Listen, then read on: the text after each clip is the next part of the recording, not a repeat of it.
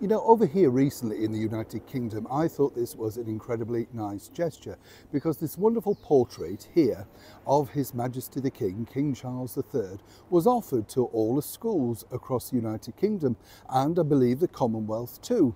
However, many were saying that they wouldn't display this particular portrait because it wasn't in keeping with their beliefs and values. I don't know about you, I found this absolutely deplorable.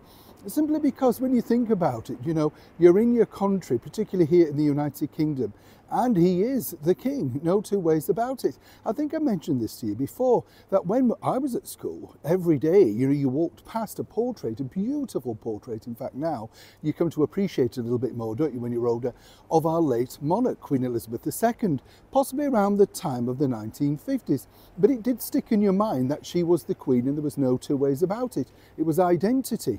What I wanted to ask today, though, was this. How are you? Nice to see you. It's always good to have your company, as you know, and thank you so much. Now, the thing that I always like to share with you, as you know, is some sort of things that we can sort of get involved with and perhaps share memories of and stuff like that. Because when you think about it, you know, there are pivotal moments in your history, aren't they?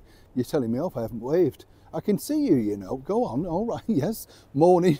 Or good evening, whatever you're doing. Thank you so much. Somebody described me the other day as a village idiot. I know, and can you imagine actually writing it down, you know, who was the idiot to write that? You know, you couldn't make that rubbish up, could you? But I enjoy waving and thank you for waving back, I can see you. But back to the story, really, as I said, this was all about King Charles's portrait. And it got me thinking, you know, because when I was at school, very young, of course, I might point out, the Silver Jubilee, I believe we all got a badge. And you often wonder where these things went, don't you? You know, it was given out to every school, you know, child in that particular year because of the fabulous Silver Jubilee that was happening.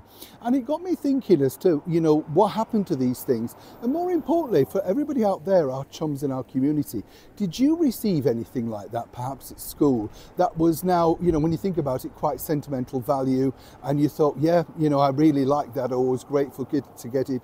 Did your mum and dad save it? Did you find it years later and were thankful that they saved it? I'm not talking, of course, about things like pop badges, you know, where we used to collect things of whether it be glam rock, you know, high energy, punk rock, whatever, you know, those things, but really things that had an historical value that people look back at and thought, yeah, and this now, these sort of things become collector's items. As ever, I would love to know what you managed to save yourself from the history books. Was it something royal associated? I remember receiving a wonderful clip recently from a lady from Canada where she found the picture of herself in the paper presenting Her Majesty the Queen with a bouquet of flowers, and I thought, you'd never forget that, would you? But things that were given out for historical events to celebrate things, you know, I think are important. And back to, of course, His Majesty the King Charles portrait. Again, I'd love to know, should people be made to display this? Should it be up to them individually? And if they're not proud of the country that they live in, why on earth are they here? I mean, what's the point of it then? I find it personally insulting. But as ever, I'd love to know what you saved or what you got, or more importantly, what you lost and what you wish you'd now saved in the comments below. As ever, please do like and share. Neil Sean in the very heart of London.